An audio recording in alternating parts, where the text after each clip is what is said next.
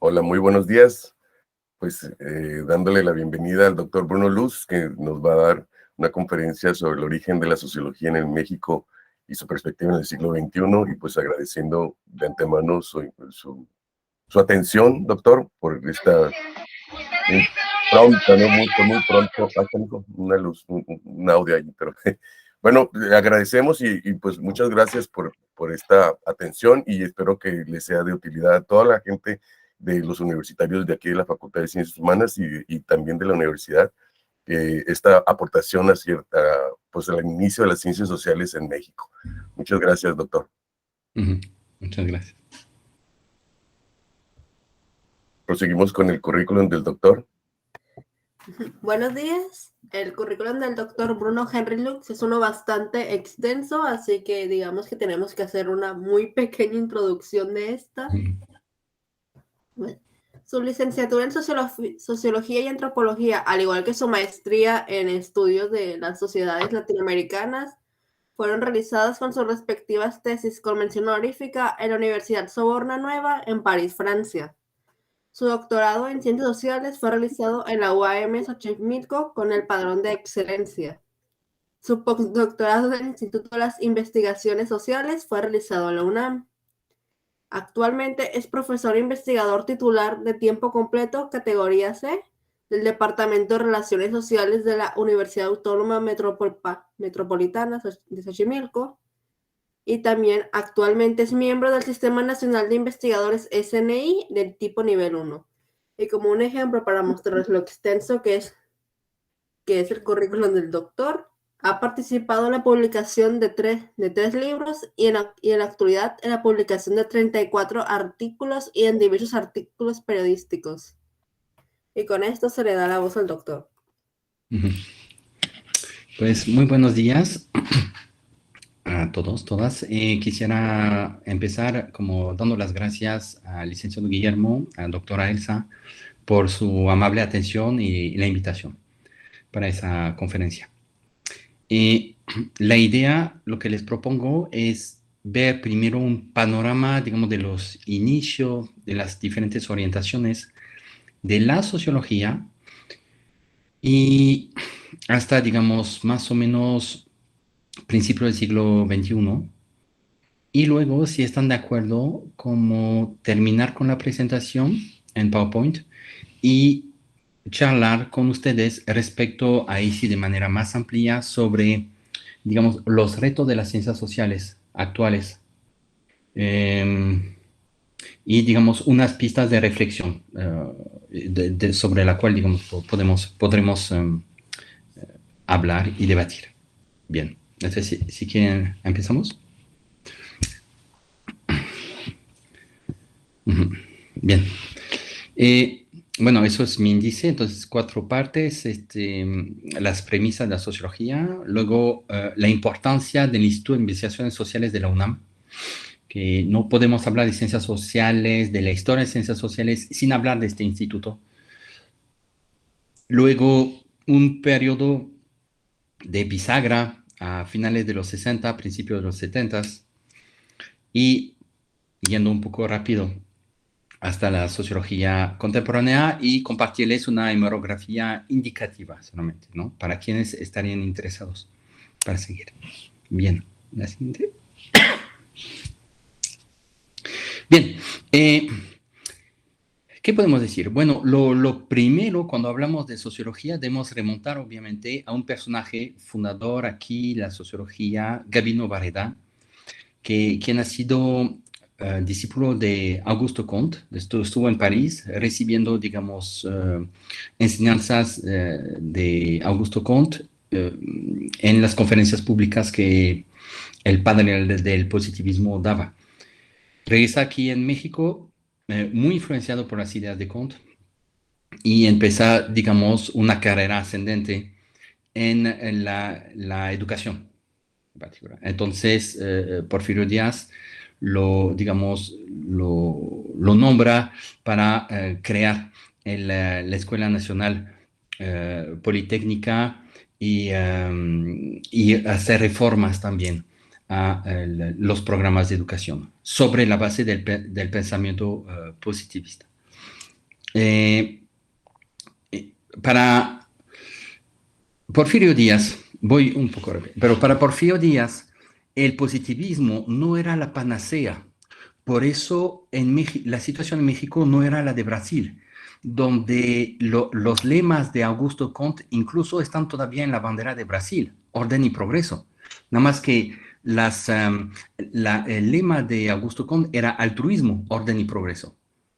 Y hoy en día, pues nada más en la bandera de Brasil se queda orden y progreso. Pero aquí en México, el positivismo tuvo una influencia sobre este grupo de abogados afrancesados, los científicos, quienes no solamente leían a Comte, sino también a Spencer, a Stuart Mill, a Darwin. Entonces había, digamos, era un pensamiento heterodoxo, digamos, a partir del cual se empezó a fundar las bases de lo que iba a ser después la sociología. Lo menciono aquí abajo de la lámina, mencionar primera asociación, digamos, se llama metodofila, hoy en día no significa nada, pero en realidad eran de sociólogos en esos 5 años. Hay que decir que obviamente la carrera de sociología no existía en ese entonces y eran principalmente médicos y juristas quienes lo conformaban. Siguiente. Bien. Entonces, como les decía, perdón, la situación de México es el desarrollo de un pensamiento sobre lo social desde bases múltiples, dependiendo del pensador, dependiendo, digamos, de la escuela a la cual se adscribía.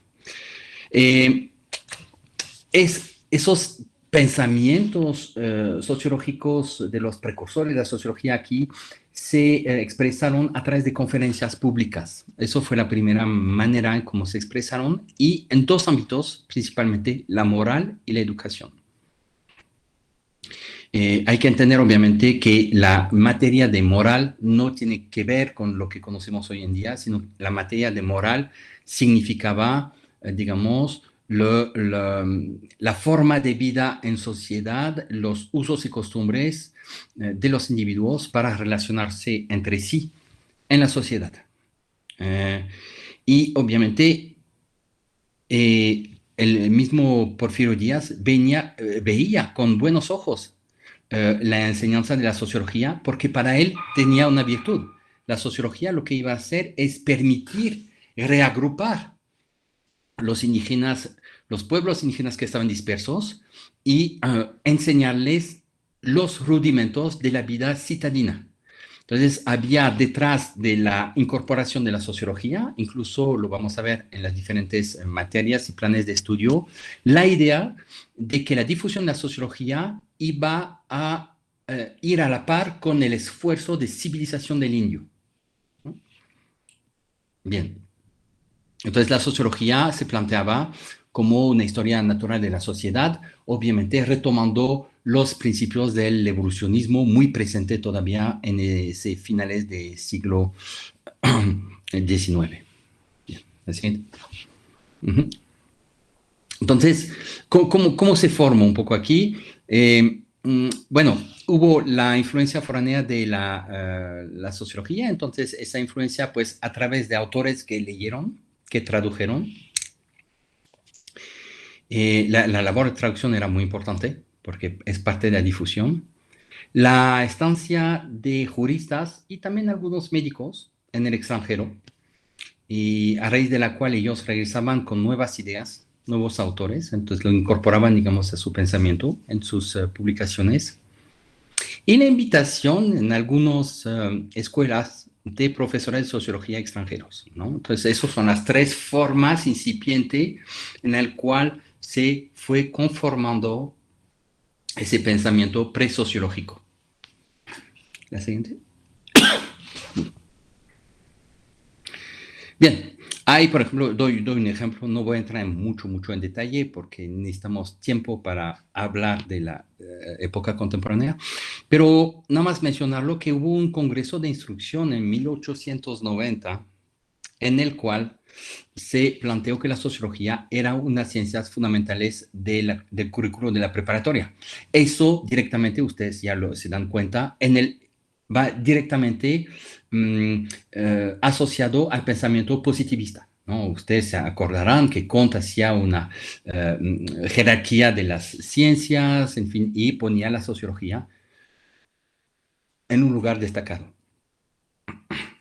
Y ese mismo año se planteó que los sexto y último año de preparatoria pues iban a recibir conferencias sobre higiene, moral y sociología. Entonces ahí vamos a ver una relación muy estrecha entre la sociología incipiente y la cuestión de la higiene. ¿Por qué? Porque médicos ilustrados, como se interesaron ellos mismos a la sociología desde el punto de vista epidemiológico. Ya, así. Por favor. Bien, entonces, primera cátedra de sociología, bueno, pues 1897, y 10 años después se incorpora la sociología en estudios superiores de la Escuela Nacional de Jurisprudencia. Entonces, vemos de nueva cuenta el espacio del derecho, un espacio donde se manifestó de forma precoz esa voluntad de comprender la sociedad, de comprender las diferencias sociales. Entonces, hablando en términos mucho más amplios, porque hablamos de sociología, pero en realidad mucho de la preocupación de esos pensadores eran las diferencias raciales y la incorporación de los indios en la sociedad. Entonces, no es exclusivo de la sociología, sino también abarcaba obviamente otras disciplinas como la antropología, ¿no? Y la historia. Y bien, y en Guadalajara, entonces hay que saber que primero se fundó en la Ciudad de México y de forma muy paulatina, muy lenta, se fue difundiendo, digamos, esas materias de sociología en otras escuelas en provincia. Siguiente, ¿no? Bien, entonces hay, perdón, lo que escribí como un maridaje entre medicina y sociología. Eso es algo bien, bien interesante, porque un médico mexicano inventó el concepto de higiene sociológica. Entonces, a mí me interesó muy particularmente, sobre todo que acabamos de pasar 2 años de pandemia y vemos cómo la medicina y la epidemiología, digamos, han tenido que acercarse. Es un tema que podemos como abordar al final si quieren. Pero digamos que hace más de un siglo había ya esa preocupación por comprender el proceso de transmisión de las enfermedades infecciosas a través de los hábitos de los habitantes pobres de la ciudad y no se diga de los habitantes de los pueblos indios, digamos, ¿no? En el medio rural. Un autor, un hacendado ilustre, Pimentel, que fue también diputado, bueno, ha desarrollado también ensayos, no podemos considerar que es sociológico, pero ensayos que tenían que ver con la justificación de las diferencias sociales a través de la alimentación, por ejemplo.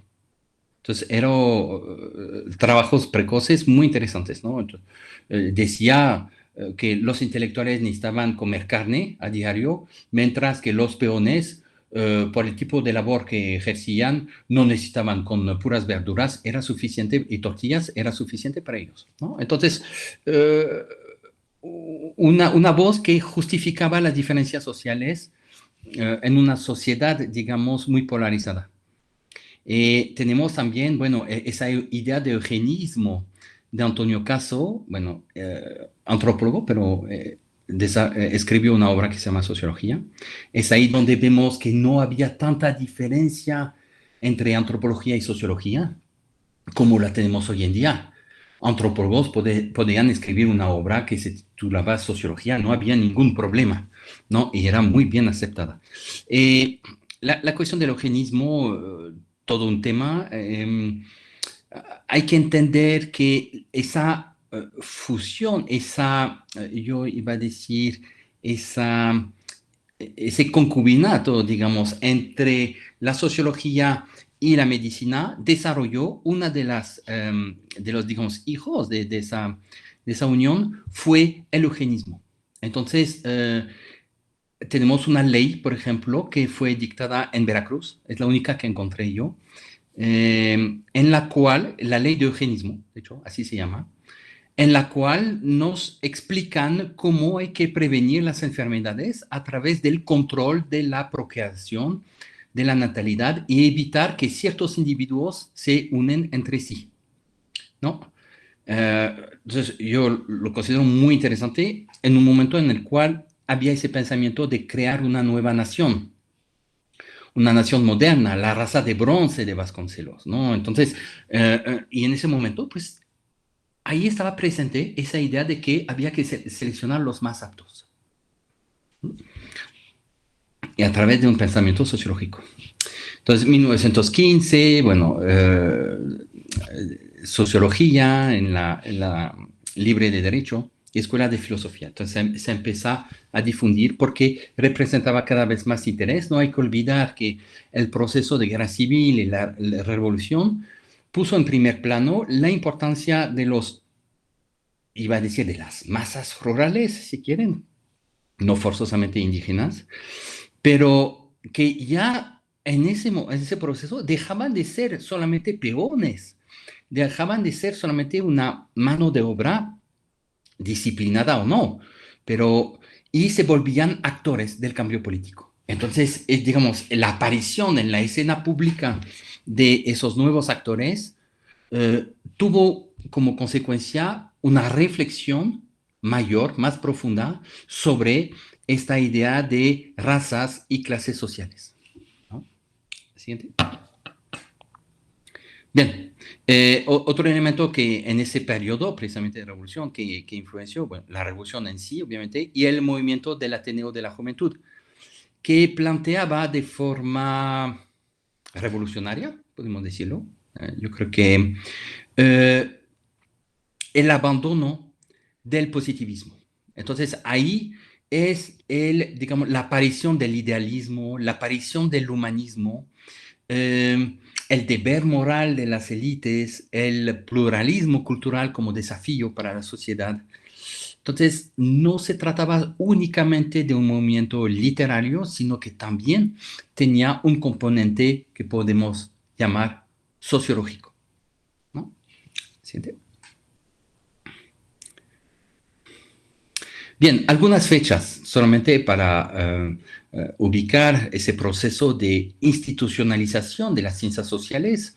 39, el Instituto Nacional de Antropología e Historia, que todavía existe, el Colegio de México, el Fondo de Cultura Económica, el Instituto Nacional Indigenista, la Escuela Nacional de Ciencias y Políticas y Sociales, ¿no? Entonces, una serie paulatina se podría apreciar mucho más, digamos, pero algunos autores lo hacen cuando tratan de la historiografía de la sociología, pero digamos, lo que hay que entender es un proceso gradual de separación de las diferentes ciencias sociales, una mayor autonomía de esas disciplinas, la primera de la cual es la antropología, hay que decirlo, ¿no? Luego fue la sociología, bueno, la historia como tal, también tenía su propio proceso, influenciado por las nuevas ideas en las cuales dejaban la visión positivista. Entonces, un proceso de separación, de disciplinización, digamos, de las diferentes materias de ciencias sociales que podemos ver hoy en día. Eso lo podemos ver, donde hoy en día todavía es muy difícil que un antropólogo escriba sobre sociología o un sociólogo escriba sobre historia o antropología. Hay mucha resistencia todavía, ¿no? Bien, la siguiente. Bien, aquí es una cita textual, ¿eh? Dice, bueno, la reflexión sobre la cuestión indígena es una constante en el pensamiento social mexicano. De ahí que en su periodo de gestación, la sociología mexicana encontrará en el indigenismo otra de sus principales influencias. No podemos hablar de ciencias sociales si no consideramos lo que ellos llamaban en ese entonces, el periodo de postrevolucionario, del problema del indio, así lo llamaba, ¿no? Entonces, Vicente Toledano, por ejemplo, tiene una obra que se llama El problema del indio. Entonces, era realmente cómo solucionar la integración de los grupos indígenas en la sociedad. Entonces, y era un problema transversal, no propio de una materia. ¿Siguiente? Bien. Como les decía, muy importante entender el rol del Instituto de Investigaciones Sociales de la UNAM. Entonces, varios elementos. 1930, uno de los primeros institutos que se crean y se llama sociales, insisto. Entonces, no es sociológico, es sociales.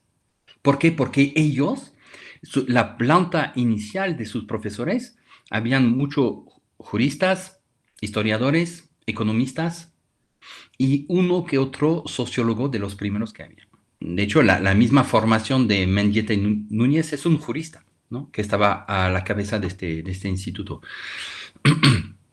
¿Por qué es importante? Porque ellos tenían como metas, uno, el estudio científico para resolver problemas sociales más importantes del país. Es decir, un instituto al servicio del gobierno. Bien importante. Y dos, su visión de la sociología. Era una sociología orientada al problema del indio. Entonces, la tarea de la sociología es conocer empíricamente a los indios para promover su integración en la cultura nacional moderna y homogénea.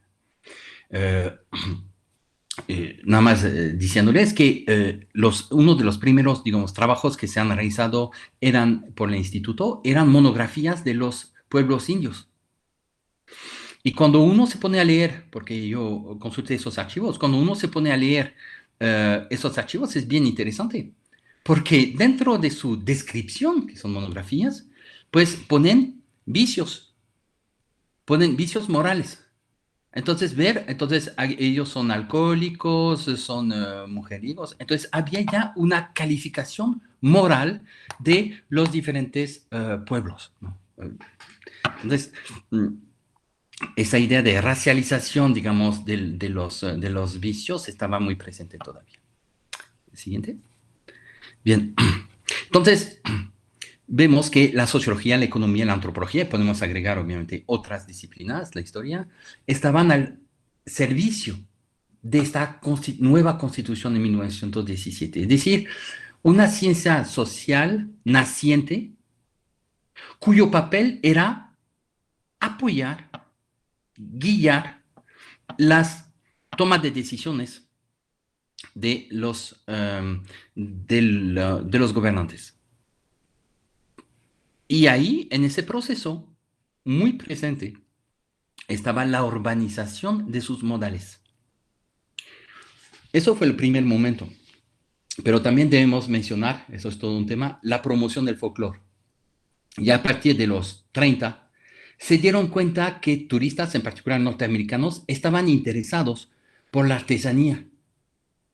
Y se dieron cuenta que ahí había negocio que hacer. Entonces el gobierno postrevolucionario dijo, no, pues hay que quitar sus malos hábitos, hay que quitarles sus vicios, se tienen que vestir, tienen que utilizar zapatos, pero tienen que seguir produciendo su artesanía, sus danzas, porque eso va a permitir atraer más turismo. Entonces, para hacer funcionar la economía. ¿Sí? Bien, entonces lo que les decía, predominaba una sociología al servicio del Estado. Aquí vemos una foto de una escuela rural. Y entonces la producción científica en ese momento se basaba exclusivamente en monografías y estudios empíricos. No había y no se planteaban la necesidad de una reflexión epistemológica sobre la sociología o disciplinas afines.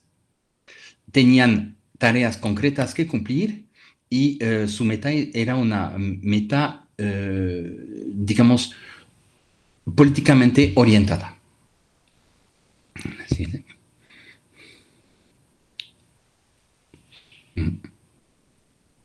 Sí. Entonces, llegamos a finales de los 60, principios de los 70, y ahí hay muchos procesos. Voy un poco rápido, me disculpan, pero el proceso de guerras latinoamericanas, la importancia de Cuba, la revolución en Cuba, en fin. Entonces, nace, por ejemplo, una incipiente sociología de la guerrilla, por ejemplo, que vemos en esos años. El movimiento estudiantil de 68, el cual, como ustedes bien lo saben, tuvo un impacto sobre el pensamiento, es decir, la búsqueda de una mayor autonomía de las ciencias sociales, la incorporación de jóvenes dentro de la plantilla docente, la apertura de nuevas plazas.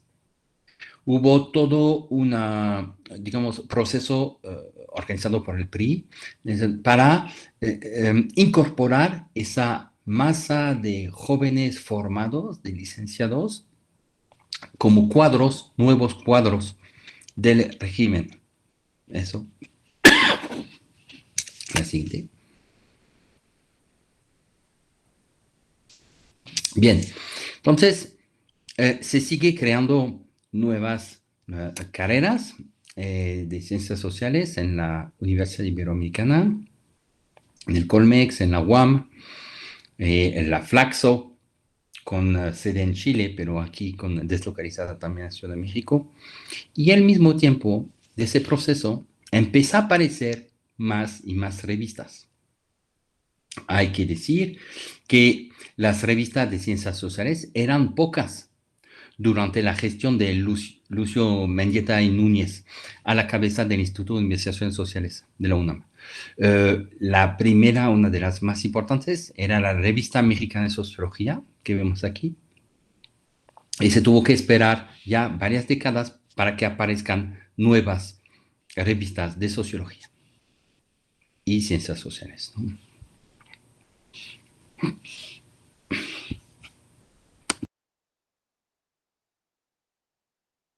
La siguiente, por favor.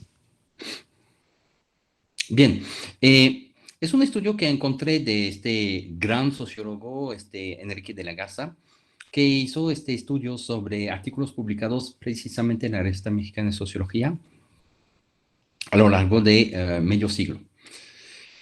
Y es bien interesante porque lo que nos enseña es que el positivismo todavía predominaba.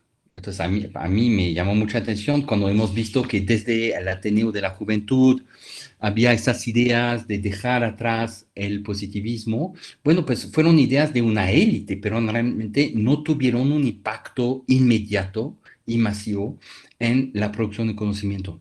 Luego el marxismo y, en tercer lugar, la hermenéutica, ¿no? Entonces, y para él, los temas que más fueron abordados, entonces, es la concepción de historia e historia social. De nueva cuenta nos damos cuenta que en la Revista Mexicana de Sociología, el tema más importante es la historia, ¿no? Entonces, la producción social de la ciencia y los valores y neutralidad de la ciencia.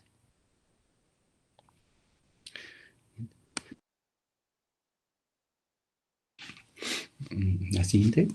Ajá. Bien, aquí debemos de mencionar la obra de un gran sociólogo, sucesor de Mendieta y Núñez a la cabeza del Instituto de Investigaciones Sociales de la UNAM y también director de la Revista Mexicana de Sociología. Hablo de Pablo González Casanova, ¿no? Entonces, nos introduce ya una sociología crítica y con la incorporación de esa lectura marxista del subdesarrollo.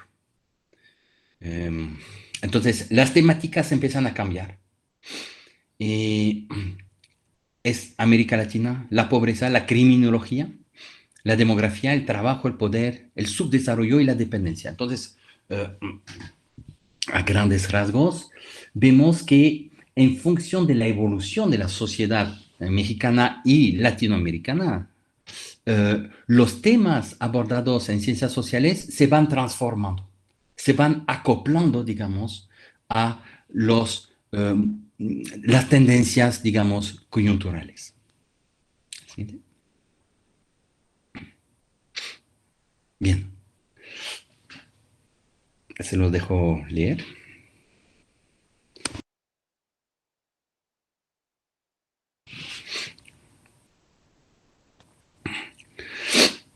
Bien, entonces ahí lo que podemos ver es que una transformación paulatina de las ciencias sociales, la sociología en particular, desde una visión de sistemas, estructuras, a una sociología de la acción, ya del actor, más, ¿no? Entonces, el sujeto se vuelve ya mucho más presente en los trabajos que se van publicando.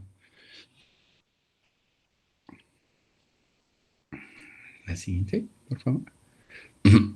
Entonces, periodo en el cual pues, hay varias dictaduras militares en América Latina, ¿qué tuvo como efecto eso? Pues una migración, un flujo migratorio de intelectuales hacia México, por ejemplo. Entonces, ahí es bien interesante. ¿Por qué? Porque las ciencias sociales se han nutrido de esos exiliados que llegaron aquí. Ustedes, para recordar, el Colegio de México fue fundado por exiliados españoles, ¿no? Entonces, y ahí vemos también ese proceso de exilio, pues una aportación. Yo tengo colegas chilenos que, bueno, nunca se regresaron, están aquí desde varias décadas, ¿no?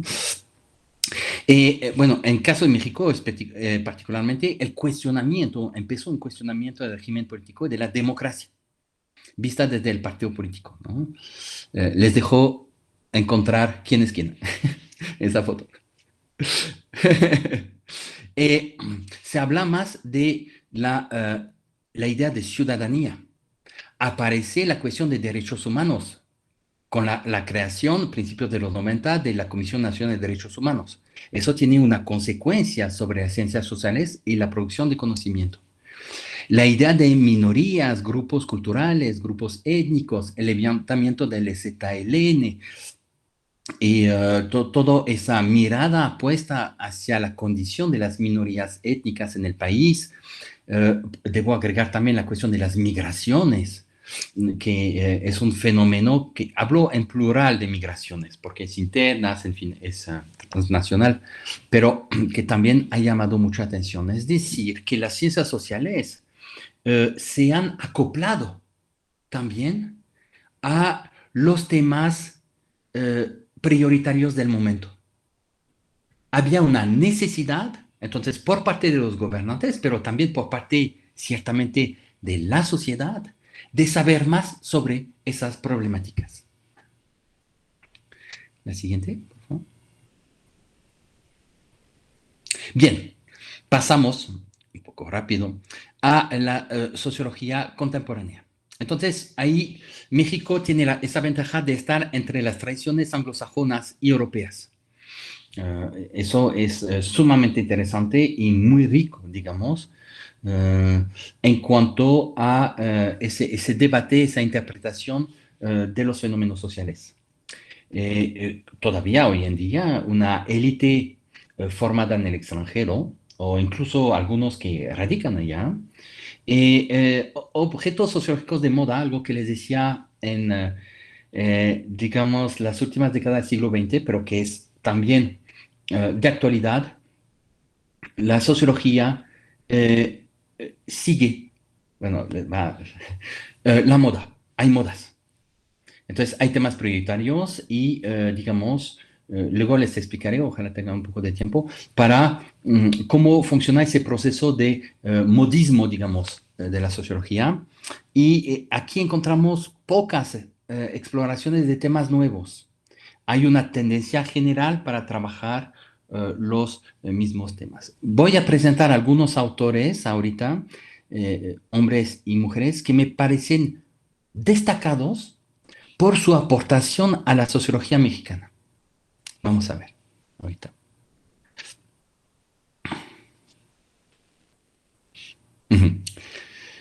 Primero de ellos, Rodolfo Stavenhagen. Entonces, podemos considerar que es antropólogo, pero cuando uno lee su biografía se presenta como sociólogo. Entonces, ahí tenemos lo mismo, ¿no? Pero un autor destacado y que hizo, digamos, una labor concreta, política, muy importante, a favor, digamos, de los derechos de las minorías, ¿no?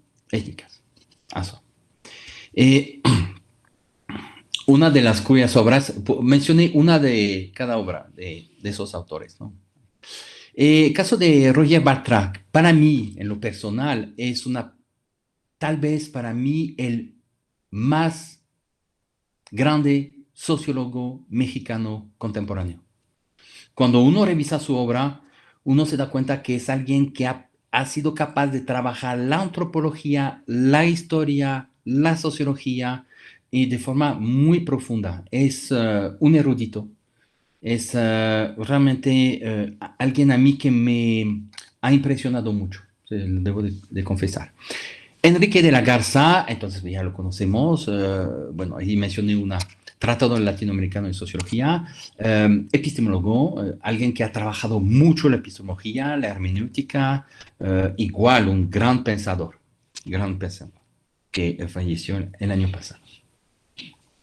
Siguiente.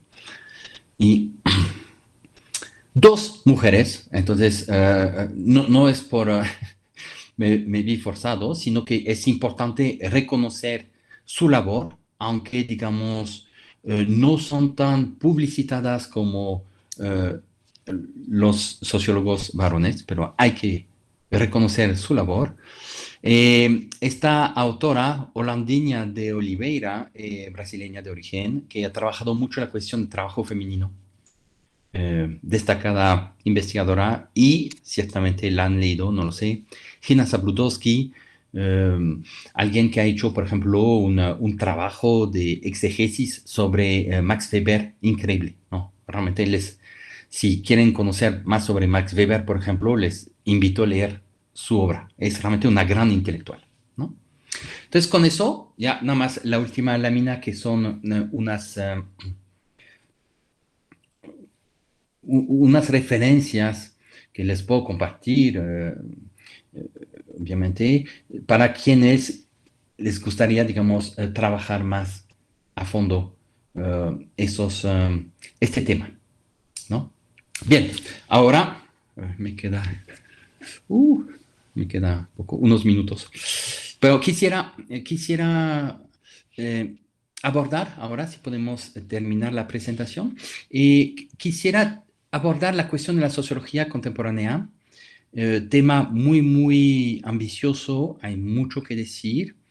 Yo lo que quisiera compartirles es como yo veo un poco las cosas. Yo creo que para mí, primer punto, es importante descubrir nuevos objetos. Eso tiene un costo. ¿Por qué? Porque ustedes bien lo saben, sus profesores lo saben. Hay temas prioritarios en CONACYT. Entonces, si uno no pone un proyecto que tiene que ver con los temas prioritarios, no lo apoyan sencillamente. Entonces, nos van guiando. Y lo mismo en CONACYT, lo mismo aquí en mi universidad, es lo mismo. Es decir, tienen sus temas, sus prioridades. Y si uno quiere trabajar un tema que no le consideran como prioritario, no nos apoyan. Entonces, no nos dan dinero, pero somos más libres. Entonces, eso es un primer tema. Lo otro, la necesidad de vencer las resistencias respecto a los alcances de nuestros trabajos. Y quisiera mencionarle un caso mío reciente. Hice un trabajo sobre el tiempo de espera en los hospitales, en urgencias. Es un tema, se los comparto, que a mi sorpresa, yo lo vi primero y dije, bueno, voy a leer, digo, esa inquietud intelectual, voy a leer al respecto. ¿Y cuál sorpresa? No hay ni un solo trabajo sobre este tema en México. Cuando uno va a cualquier hospital público y hay un mar de gente. Entonces digo, ¿Cómo puede ser? Con tantos sociólogos y sociólogas que tenemos aquí en el país, nadie haya visto este fenómeno. Eso me llamó mucha atención. Entonces dije, bueno, voy a trabajar sobre eso. Me apoyé con estudiantes, hicimos entrevistas, un trabajo exhaustivo en 12 unidades hospitalarias. Entonces, para intentar cubrir un amplio, digamos, sector de la salud pública, escribí un libro, un manuscrito, y lo sometí aquí, aquí en mi universidad para publicarlo. Bueno, lo que pasó, primero no querían darme el dictamen. Entonces tuve que esperar 9 meses, insistiendo mucho para tener el dictamen. Y al final me dieron hace como un mes el dictamen de 8 cuartillas, en el cual, y se lo resumo, por una cuestión ideológica, no me pueden apoyar para la publicación de mi libro. Entonces, ustedes saben, y con eso voy a ir terminando, perdón porque me extiendo un poco, pero ustedes saben que como profesores investigadores nos califican, parte de nuestra productividad es sobre los libros que publicamos. El hecho que una institución pública rechace publicar un trabajo, que es un trabajo académico, realmente muy serio, de 4 años, que rechace publicarlo sobre una cuestión ideológica, diciendo que, así como diciendo que eran los testimonios de esa gente que entrevistamos, era muy subjetivo y que no tomaba en cuenta los logros gubernamentales. Digamos, no tiene nada que ver con la cuestión académica y eso obviamente pues a mí me penaliza mucho. Entonces uno tiene que buscar para librarse de esa censura, que no es la primera vez que lo veo, pero es la primera vez que lo padezco con un libro. Con artículos me había pasado, pero con un libro jamás. Entonces uno tiene que ir en el extranjero, buscar gente para publicarlo. Entonces, termino rápidamente. Entonces, aquí nadie se interesó, lo publiqué en Amazon. El libro obviamente tiene una difusión internacional. ¿Y qué pasó? Que 2 médicos aquí, hábitos, lo leyeron y me contactaron. Y ahora vamos a firmar una colaboración para ayudar a la remodelación de un servicio de urgencias en el Hospital 20 de Noviembre, para que con su pericia como médico y mi pericia, digamos, como sociólogo, vamos a trabajar juntos para el bienestar de la gente, para mejorar las condiciones de espera de esa gente. Entonces, con eso termino. Yo creo que es muy importante encontrar temas nuevos, temas que no han sido trabajados, y es mi opinión que eso tenga un beneficio, de cierta forma, no lo sé, o bien sobre los estudiantes, o bien sobre una comunidad de estudio, y en este caso, la comunidad de los esperandos, de todas esas masas de gente que día y noche esperan en el frío, en la lluvia, en condiciones totalmente insalubres, a sus familiares afuera de los hospitales, ¿no? Entonces, es una opinión muy personal. Yo creo que si bien debemos de hacer ciencia, no podemos dejar de lado esa preocupación por el sujeto social. Debemos de tener esa empatía por el sujeto. No solamente somos científicos sociales, también somos seres humanos. Y como seres humanos tenemos también corazón, tenemos un sentir, podemos ver las tragedias de esa gente, y yo creo que desde la trinchera de la ciencia podemos ayudarlos. Muchas gracias.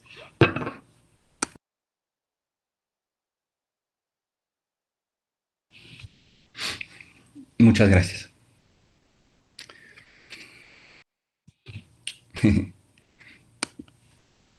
Alex, pues yo creo que te escucho. No sé si alguien va a dar las palabras o como moderador. Te escuchamos. No no te puedo escuchar, Arlet. Eh, Ah, Hola, ¿qué tal? Muy buenas tardes. Yo me llamo Arlet Ruiz Guzmán, tengo 24 años, soy egresada de la Universidad Autónoma del Estado de Morelos, de la Facultad de Estudios Superiores de Cuautla. Al igual, yo estudié la carrera y licenciatura en Sociología y me titulé en esta área. Soy del país de México, vivo en el municipio de Xochiapan y es un honor, un gusto haber estado por segunda ocasión en este foro de estudiantes de sociología, pero ahora con relación a nuestra carrera, en lo que ha sido el origen de cómo se ha desarrollado la subdisciplina. Créanme que la aportación que puedo hacer es una aportación muy buena porque la sociología pues se ha concebido como una profesión a lo largo del siglo XXI, pero también por otra parte hemos visto que desde que los autores principales la han fundado, también se consolida a través de lo que es el método de investigación o métodos de lo que corresponde al análisis sociológico, que es con Comte, Durkheim y los autores que inician en sí su estudio. Esta conferencia me ayudó demasiado porque pude identificar que la sociología ha estado conectada con otras áreas de ciencias sociales, que es la historia, la antropología, la economía, incluso la estadística, porque yo cuando estudié la licenciatura me tocó llevar un plan nuevo.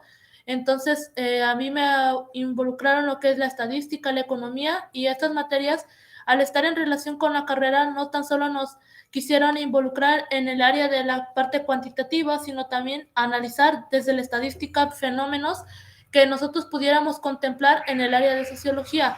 Entonces, cuando yo leía o escuchaba su ponencia sobre lo que ha sido el origen de la sociología, me ha parecido sumamente interesante porque si nos damos cuenta, la profesión se ha ido desarrollando no tan solo por institutos, por creaciones de lo que es el estudio de la historia, sino también por otra parte, al estar en relación con las otras ciencias sociales, se busca generar esa perspectiva de comunicación o esa perspectiva de análisis de los sujetos o incluso estudiar a la sociedad es desde la parte micro, pero también desde la parte macro. Entonces yo creo que la sociología tiene mucho de hacer por delante porque si nos damos cuenta es una panorámica la que usted nos presentó por etapas históricas, pero también desde sus autores clásicos, y al estar en relación con otras ciencias sociales lo que se busca es trabajar de la mano con la investigación social, pero también de esa parte recolectar por medio de estos datos de investigación cómo es que el estudio por la sociedad,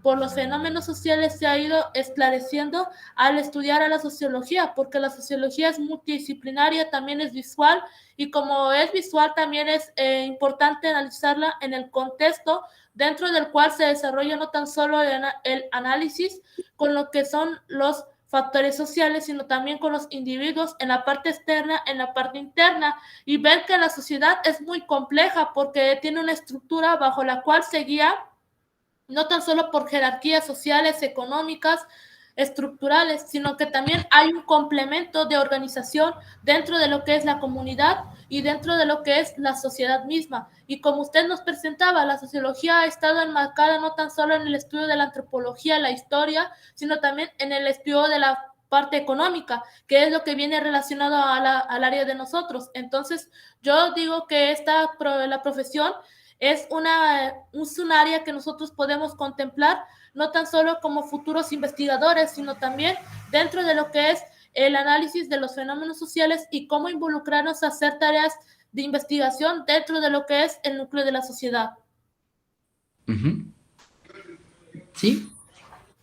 Bueno, ahí no hay una pregunta tuya como tal, pero digo, yo concuerdo contigo en el sentido de que efectivamente esa transdisciplinariedad, esa interdisciplinariedad de las ciencias sociales en sí, pueden aportar mucho. E insisto, podemos también concebir nuevas formas de hacer sociología. Y te voy a dar dos. No hay aquí en México, por ejemplo, una sociología audiovisual. Es decir, la producción de un discurso sociológico a través de lo audiovisual. No lo hay.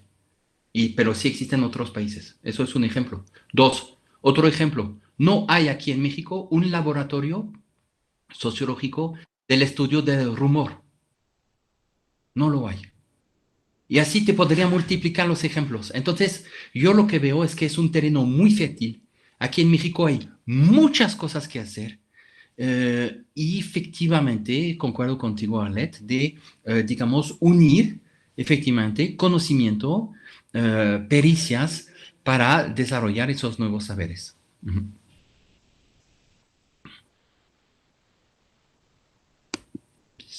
Jaime, ¿no?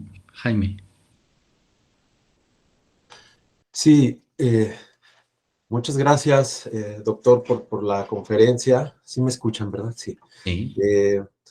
Muchas gracias por su conferencia, por este recorrido a través pues del tiempo, ¿no? A finales del siglo XIX hacia acá, de nuestra disciplina. Bueno, yo aprovecho, no sé si recuerda, usted fue mi profesor en la UAP Xochimilco, por ahí del 2002, yo creo. Recuerdo mucho le comentaba a Memo ayer, una práctica en la biblioteca. Estábamos viendo a Garfinkel, no sé si Sí, recuerdan, sí. a Garfinkel y esta cuestión de los actos disruptivos. Y fuimos a desayunar por propuesta suya a la biblioteca. Recuerdo que llevábamos gorditas y un montón de comida y bueno, fue todo una práctica que como estudiantes en ese momento, bueno, pues nos gustó mucho, nos ilustró acerca del tema, ¿no? Recuerdo que nadie nos decía nada, nos dejaron almorzar, nos dejaron almorzar en la biblioteca, ¿no? Hasta que por ahí una profesora pues ya fue a decir, a ver, ¿qué está pasando aquí? Entonces, bueno, muchas gracias por todo esto. Yo quería hacer una pregunta, porque toca un tema que, digamos, ahorita a mí me conmueve mucho, el tema de los hospitales. Lamentablemente mi mamá ha estado de mayo a la fecha ingresando por una enfermedad de cáncer. Y ayer en la noche volvió a ingresar, y mi hermana está ahí en urgencias desde anoche y ha estado, en Ciudad de México están ellas. Y yo le comentaba a Elsa, a la doctora Elsa Hernández, a los colegas, que en julio estuve yo en el hospital cuidando a mi mamá y veía muchas cosas, justo lo que comentas. Cada noche, cada día era algo nuevo, era una observación que yo decía, hay que escribir sobre el abuso de autoridad a veces de los médicos, de esta violencia, ¿no? De las enfermeras, el trato, en fin. Entonces, me llama mucho la atención y sí, ¿cuáles serían entonces, ahorita es uno de los temas, sociología de la salud, quizás sociología de la vejez, ¿cuáles serían otros temas que actualmente usted considera que serían pues objetos de estudio novedosos para la sociología o que los estudiantes que están por egresar que puedan tener una idea de qué objetos de estudio podrían trabajar, ¿no? Pues mencioné 3, podría mencionar más, pero yo creo que lo importante es como buscar las cosas que no se dicen. Te doy otro ejemplo que va a ser el cuarto. Pero viene de una estudiante, no viene de mí. Por eso te digo, los estudiantes también tienen muy buenas ideas, pueden tener muy buenas ideas. Una estudiante que trabajó la violencia de pareja, pero de la mujer sobre el hombre. Entonces, te digo eso, me va a decir, pero a ver, ¿cómo está eso? ¿Sí? Uno ve las estadísticas, más o menos la violencia de hombre sobre mujer es 95-96%. Pero queda entre 4 y 5% de esos actos de violencia que es de la mujer sobre el hombre. Y nadie ha escrito sobre eso. Porque es un tema tabú. Porque estamos en una sociedad machista donde los hombres en ese caso, esos hombres no van a reconocer públicamente que están en situación de inferioridad, maltratados psicológicamente, incluso violentados, no lo van a reconocer. Entonces, y desarrolló un trabajo muy interesante, pero se topó lo mismo con mucha resistencia, muchas dificultades, empezando por el hecho de que había muy poca publicación sobre el tema, empezando por eso. ¿Por qué? Porque los temas que predominan, y no es para menospreciar ni la importancia del tema, ni su gravedad, ni las tragedias que conlleva, pero la gran mayoría de los trabajos es la violencia masculina, las expresiones violentas de la dominación masculina, que existe, que hay que denunciar y que hay que terminar con eso. Pero muchos lo están haciendo. Las publicaciones, los congresos, son muchos. Sí, sí, sí. ¿Qué vamos a aportar nosotros de más de lo que no se ha dicho? Yo creo que poco. Pero si cambias la perspectiva y lo ves de otra forma, dices, oh, entonces ahí podemos ver, tener otra lectura. Y así podría multiplicar, no voy a monopolizar la palabra, pero podría multiplicar los ejemplos de temas que finalmente no llaman la atención porque son considerados como marginales, como sin mucho interés, y en realidad para mí es fundamental. Y lo de los rumores para mí es un tema trascendental. No podemos entender la vida social sin tomar en cuenta lo que son los chismes y los rumores. Para mí es un elemento fundamental de la comunicación. Bueno. Muchas gracias. Muy bien. Muchas gracias, doctor. Gracias. Adelante, doctor. Gracias, Elsa. Sí, muchas gracias. Doctor Bruno, muchas gracias. Qué interesante tema. Yo tengo una pregunta muy, muy puntual. En lo personal, yo estudié la licenciatura en Sociología en la Universidad Autónoma del Estado de México. Recuerdo perfectamente las clases de teoría sociológica y a nosotros, durante mi formación de licenciatura, nos machacaban mucho el casi memorizar las perspectivas teóricas, los autores, el abordaje, la discusión teórica. Pero ahorita escuchándolo a usted, quisiera saber su opinión sobre actualmente en la formación a estudiantes de sociología, ¿qué opinión le merece esto? ¿Los estudiantes actualmente en sociología deben tener un dominio teórico fundamental o formarse más para la incidencia social? Es decir, epistemología contra práctica sociológica. ¿Hacia dónde tenemos que vincular esta formación de los sociólogos? ¿Hacia dónde tendríamos que inclinar la balanza? ¿Hacia un dominio teórico, que entiendo que es fundamental para la interpretación de los fenómenos, pero ahorita actualmente se requeriría, desde mi punto de vista, mayor práctica sociológica, mayor incidencia? ¿Qué opinión le merece esto, doctor? Muchas gracias. Gracias. Voy a intentar contestarte de manera sintética. En mi opinión, la formación teórica es esencial. Para mí, yo en lo personal no concibo formar a estudiantes de sociología sin que tengan las bases teóricas necesarias. Para mí. Dos, la pregunta, el destino de este saber sociológico, para seguir, digamos, en un posgrado, o bien, digamos, que esos estudiantes que salen con el título de licenciado, licenciada, integren el sector de la sociedad civil, digamos, el sector del desarrollo social, ¿no? Del gobierno y demás. Yo creo que ahí es la libertad de cada quien, un poco el destino, las aptitudes. Hay unos estudiantes que tienen aptitudes para realmente seguir sus estudios con excelentes resultados y otros que se orientan más para una aplicación práctica de la sociología. No tienen ellos mismos el perfil, digamos, de seguir estudiando muchos años, ¿no? Quieren ya, por diferentes razones, quieren buscar un trabajo. Entonces, yo creo que no hay una oposición.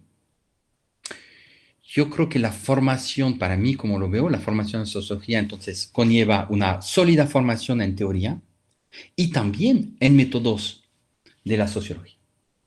Luego que uno lo aplique o no, que trabaje para una encuestadora, que trabaje, bueno, eso será el destino de cada quien, pero por lo menos que tenga las bases teóricas y metodológicas para, digamos, poder tomar o bien la opción de seguir sus estudios, ¿no? O bien orientarse hacia una aplicación práctica de los estudios. Muchas gracias. Gracias. Gracias. Sí, doctor, pues agradecerle solamente su presencia.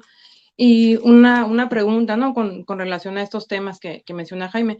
Yo hice mi tesis de maestría sobre el suicidio, ¿no? Un tema importante de salud pública. Y ahora, pues, esta pandemia nos lleva también al área de sociología de la salud, sociología de las epidemias, ¿no? De las pandemias, que esto en otros países, pues, ya es muy estudiado. Argentina, ¿no? Por ejemplo, con sus grandes pandemias que ha tenido a lo largo de su historia. ¿Cómo podríamos entonces, ahí va la pregunta, ¿no? Tejer redes de vinculación para crear esos nuevos nichos, ya que justamente cada universidad tiene enclavados sus formaciones particulares y ciertas temáticas consagradas, pero que a veces nos impiden desarrollarnos y a los jóvenes también ante estos nuevos escenarios, ¿no? ¿Qué maneras sería posible vincularnos para poder generar estos nuevos escenarios y pues obviamente publicar y todo lo demás? Yo creo que hay que acercarse a personas, pues, a académicos, escritores, escritoras, que desde nuestro punto de vista tienen esa apertura, acercarnos a ellos, ¿no? Empezar un diálogo con ellos. Lo otro es buscar a través de la formación, lo que he logrado con muy pocos estudiantes, la movilidad. Es decir, hay becas de movilidad que son parciales, que son incompletas, pero utilizarlas. Y tanto a nivel de licenciatura como de posgrado. Tuve un estudiante que fue 6 meses a España, otra 6 meses a Argentina, y ambos regresaron, pero con una visión muy, muy diferente, ¿no? Entonces, yo creo que eso es un elemento. Lo otro es buscar los espacios institucionales para dialogar. Te menciono uno rápidamente. Hay una red, por ejemplo, red intercultural de salud colectiva. Es un amigo mío que lo creó, pero tiene nexos con países de América Latina. Entonces, a lo que voy es que hay que buscar. Los espacios existen, nada más que no son muy conocidos, no son muy visibles, pero hay que acercarse.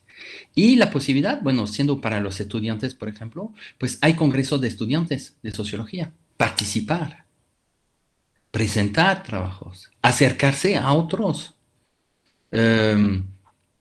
Yo siento que cuando hay voluntad, sí se puede lograr, se puede lograr. No es fácil, pero sí se puede lograr. Gracias, doctor. Adelante, Memo. Bueno, hola, doctor, pues yo quisiera más que nada retomar lo que comentó acerca de la perspectiva, ¿no? De las ciencias sociales o de la sociología en este siglo XXI, ¿no? Que sería como un parteaguas por la cuestión de la pandemia, por la cuestión de la interacción. Hemos perdido mucha interacción social, pues para eso están estos instrumentos, ¿no? Tecnológicos que nos pueden acercar. Pero sí, como que estamos pasando, como que esto también no se ha estudiado en la sociología, lo que está pasando en los alumnos, ¿no? En las escuelas, en la educación, en esta disrupción que hubo por la pandemia y que todavía tenemos hasta cierto punto no sé si trauma o un proceso en el cual nosotros todavía vemos que pues como que no está todo incierto, ¿no? Entonces, esto creo que también es un estado de ánimo social, en el cual nosotros tendríamos que ver cómo poder, así como se habla de hilvanar el tejido social, pues también ir hilvanando también nuestras perspectivas, ¿no? Yo retomo la libertad que podría ser el hecho de que podamos tener temas, como dice, una imaginación sociológica de los temas, lo que dijo usted de las salas de urgencias, de lo que está pasando aquí con la cuestión pues, de la migración aquí en nuestra frontera, y un poquito también como en la coincidencia de lo que usted estaba diciendo en la evaluación de la sociología, ¿no? Recordé aquí pues que en el 64 empezó, o antes empezó la sociología aquí en nuestra facultad, perdón, en nuestra universidad, y que fueron los primeros médicos y abogados los que empezaron a tomar la carrera de sociología, curiosamente, ¿no? Tenemos a Ramón Paz, que estudió sociología médica y escribió un libro sobre sociología de la medicina, entonces como que estamos retomando, ¿no? Pero, ¿qué es lo que pasa? Por ejemplo, yo soy de Ciencias Políticas, salí de la Facultad de Ciencias Políticas de aquí de la universidad, y ahora nos cambiaron, estamos en Ciencias Humanas, ¿no? Como que el inicio de la sociología empezó en Ciencias Políticas, pero ya estamos ahora en las ciencias humanas donde están las otras carreras humanísticas, ¿no? Como le comentaba. Entonces esto creo que nos enriquece por estar en estas disciplinas, ¿no? Con la historia, con la educación, con la comunicación, con la psicología, pero que también deberíamos de interactuar en crear este tipo de proyectos interdisciplinarios, ¿no? Sí, yo creo que efectivamente la interdisciplinariedad es una vía muy interesante de creación de un nuevo saber en ciencias sociales.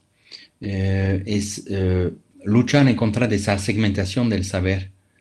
Es muy difícil, pero luchar en contra de eso y no dudar en tomar iniciativas. Un momento dado yo tuve un proyecto de investigación y contraté estudiantes de comunicación. E hicieron un mejor trabajo que mis estudiantes de sociología. Entonces yo creo que sí podemos efectivamente como abordar esto, ¿no? Y mencionaba rápidamente la cuestión de la migración. Es lo mismo, ¿no? Para también contestar a Jaime. Digo, tema de la migración, ya lo sabemos. ¿Cuántos autores trabajan la migración? Migración México-Estados Unidos, bueno, que es un fenómeno, que es importante, que es masivo, que son tragedias, sí, pero son muchos los autores que trabajan. ¿Quién ha trabajado la migración de norteamericanos a Baja California? No, y si hay, y si hay. Pero Aquí aquí sí.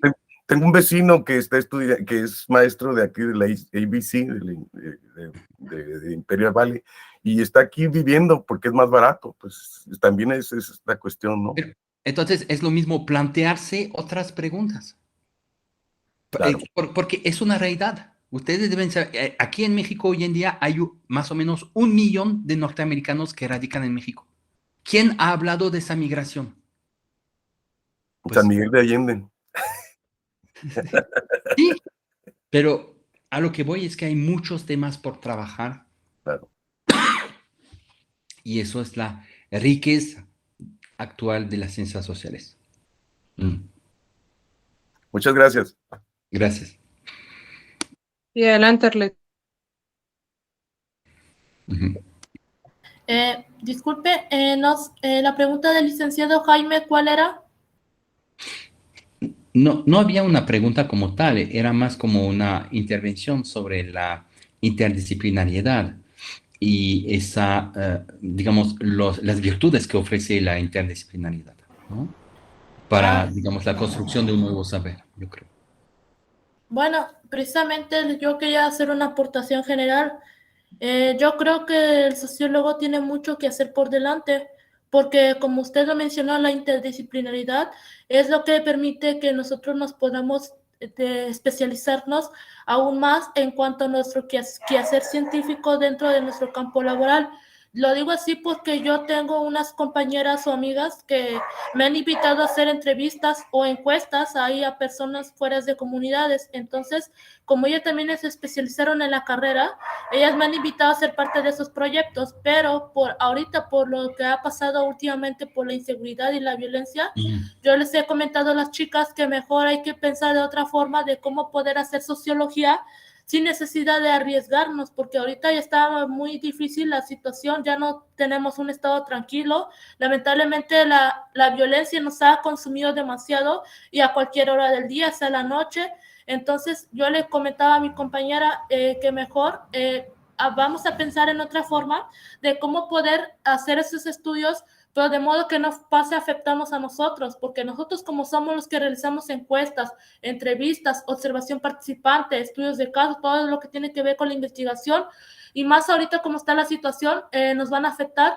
porque la inseguridad pues está a cualquier hora del día. Entonces yo creo que lo que usted comentaba, la interdisciplinaridad, esto es lo que ha permitido que el sociólogo pues tenga su profesión más abierta, porque a pesar de que en internet pues no haya como en sí un trabajo que diga yo solicito un sociólogo o algo así, nosotros tenemos bastante actividad laboral que poder realizar hoy en día a través de los estudios de caso, a través de la investigación social, a través de la observación participante, puede estar en grupos de entrevistas, grupos focales. Eso es lo que es nuestra tarea como sociólogos, porque al formarnos también como sociólogos en el área de investigación social, ahora lo que nos corresponde es llevar a campo estas actividades, estos ejercicios. Y a mí, cuando llevé estas materias de metodología y materias de historia, a mí me sirvieron demasiado. Se los comparto a ustedes ahorita que están ahí en pantalla, porque a mí me ayudó demasiado a poder identificar no tan solo al fenómeno del cual yo quería concentrar mi estudio, sino también involucrarme en ese aspecto de la realidad y bajo qué argumento lo iba a comprender mi estudio. Mi estudio fue cualitativo y mi estudio fue enfocado en relación a las trayectorias académicas del alumnado de preparatoria y de universidad. Y yo lo que ahí quería ver es analizar si la trayectoria de prepa era diferente a la de universidad y en qué era la diferencia. Y este estudio me sirvió demasiado porque a través de ese ámbito de la educación pude conocer la trayectoria del alumnado de preparatoria y de universidad, y las encuestas y entrevistas fue lo que también me permitió abrir esa panorámica de mi quehacer sociológico, porque yo al formarme en esa profesión, pues fue un gusto para mí, porque ahora aprendí a conocer la otra parte de la sociedad, la otra parte de la realidad en la cual estoy inmersa, pero también en la cual yo me desarrollo, me desenvuelvo, y conocer a otros colegas de otras universidades, de otros países, o incluso de manera virtual, ahorita que la pandemia nos dio otra forma de interacción, de comunicación. Esto es lo que me ha permitido de alguna manera seguirme especializando en la carrera, seguirme especializando en el conocimiento sociológico, pero también en cuanto a las técnicas de interacción sociológica, porque esto es lo que a mí más me ha motivado a seguir en entusiasmo con la profesión, porque de alguna manera no tan solo puedo hacer observación, sino que también puedo hacer crítica ante las diversas situaciones que hay en la sociedad y ante el diverso contexto en el cual yo me estoy desarrollando. Entiendo tu punto de vista, Alet. No hay una pregunta, no puedo contestar, pero lo que sí te quisiera como decir es que mencionaste algo bien importante, que desde mi punto de vista se debería de crear un módulo, un curso para llevar a cabo la sociología en contexto de violencia e inseguridad. Porque lo que mencionas es muy real y no existe. No existe. Nosotros hacemos como si no pasaba nada, como si podemos ir a trabajo de campo como se podía hacer 10 o 15 años atrás. Y no es. Debemos, para mí, crear esa materia de sociología en contexto de inseguridad y violencia. Y tienes toda la razón, Alet. Yo realmente, digamos, estoy totalmente de acuerdo contigo, porque es una realidad. Gracias, doctor. Adelante, Vicente. Sí, buenas tardes. Buenas tardes. Nada más para una pregunta general, para ver si pudiera ahondar un poco la reflexión acerca de lo que mencionaba sobre la autonomía de los estudios que puede un sociólogo por ahí promover, o un profesional ya más específicamente en el campo de la intervención social.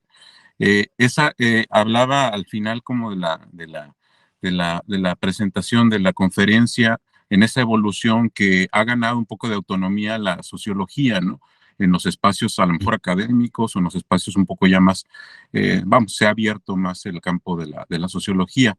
pero aún creo yo o percibo de una forma muy empírica que persiste esa necesidad de adherirse a alguna especie de o de pensamiento o de el gobierno sigue siendo, por ejemplo, el poder sigue siendo fundamental en la orientación de los estudios y de la visión propia de los sociólogos. Entonces, un poquito ahondar en esa reflexión, sí, me parece la experiencia que compartió, me parece fabulosa, ¿no? Acerca de ese camino lateral, alternativo que sigue para la publicación de un libro que era necesario y que fue cooptado o que fue censurado, pero a lo mejor compartir una reflexión más acerca de esa posibilidad que tendría a quien se quiere dedicar al estudio sociológico, a la intervención social, para lograr esa autonomía, doctor. Y muchas gracias por la conferencia, muy interesante. Gracias.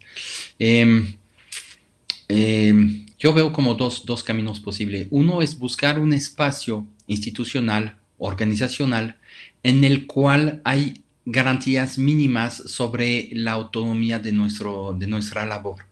La capacidad de publicar libremente, según los cánones, digamos, académicos, pero publicar libremente sobre diferentes temas. Sabemos que hay espacios públicos, privados, más o menos coercitivos, donde hay más o menos libertad. Entonces, eso es el primero, intentar en la medida de lo posible. Lo otro, que es el caso, y por el caso yo hablaba de mi universidad, pero ¿qué hacer cuando uno se encuentra en una situación en la cual hay una serie de elementos que condicionan nuestra labor? Yo creo que eso es la pregunta. Yo contestaría lo siguiente, y por mi experiencia igual.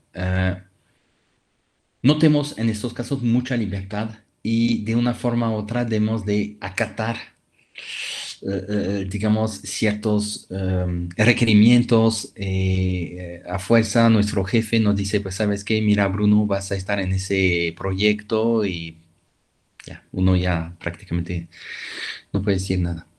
Entonces, por una parte, hacer lo que la institución, nuestros jefes nos piden hacer, sin dejar de lado otras preocupaciones.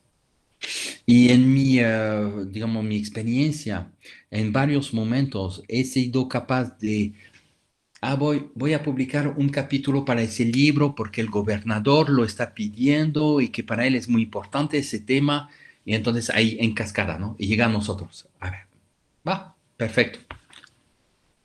Le doy su capítulo. ¿Quieren una ponencia? Presento la ponencia. No sé. Pero al margen de eso, estoy ya analizando otros fenómenos que para mí son bien importantes. Y yo escribo. Entonces, en mi caso, finalmente yo veo la labor del sociólogo, de la socióloga, como un escritor, alguien que escribe. En mi caso, me gusta mucho la escritura y no paro de escribir. Un poco como lo que comentaba Jaime, que cuando vivió esas experiencias excesivamente difíciles, dijo, pero tengo que escribir, tengo que apuntar, porque pues es eso. Y yo igual tengo esa necesidad, esa pasión por descubrir los fenómenos sociales, por comprenderlos, y entonces lo hago al margen, sin descuidar lo que la institución me está pidiendo. Muy bien, muchas gracias, doctor. Y publicar en revistas que no sean revistas asociadas al lugar donde elaboramos.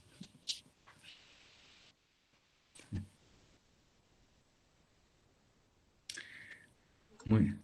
Gracias, doctor. ¿Alguien tiene alguna otra pregunta o comentario para el doctor?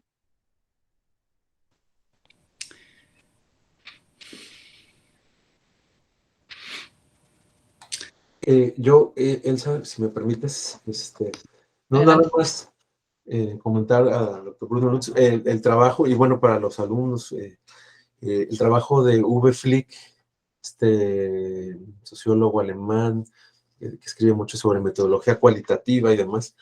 no sé, tiene mucho trabajo, o gran parte de su trabajo metodológico tiene que ver justo también, me parece, con los hospitales, ¿no? Y mucha de la metodología cualitativa surge, que escribe él al menos, este autor, surge a partir de ese trabajo. Entonces, pues me parece que también, bueno, recomendar a ese autor, porque pues da ruta de por dónde, o lo que se ha trabajado metodológicamente, desde esta área, ¿no? De la salud, de los hospitales, de todos estos espacios. Entonces, bueno, nada más comentar eso. No sé si... Está muy bien. De hecho, yo te aconsejaré si no los compartes en el chat. Ahí. Claro que sí. Por favor. Sí, muy bien, claro. Gracias. Claro. Gracias. ¿Algún otro comentario? Si quiere hacer algún cierre, doctor Bruno. Pues agradecerles. Yo creo que para mí fue bien interesante esa presentación, esa conversación. Yo espero haberles transmitido esa pasión. Yo creo que nos anima a muchos de los que están ahorita conectados, de esa pasión por las ciencias sociales, de esa pasión por comprender la complejidad del mundo social y también para, de una forma u otra, aportar algo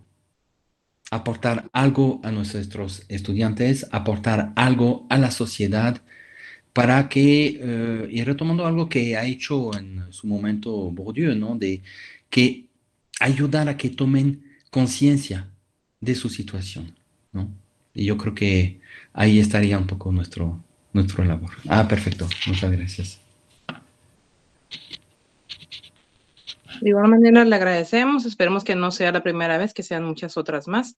Y a todos igual su presencia, a Guillermo por este gran enlace, a Jaime, coordinador de la licenciatura, y a todos los estudiantes egresados y profesores, y así como el apoyo también a Carlos por esta transmisión en vivo. Muchísimas gracias a todos y que tengan un buen día. Igualmente, muchísimas gracias. Muchas gracias. Doctor. Hasta luego. Hasta luego. Estamos ahí pendientes para la próxima, doctor.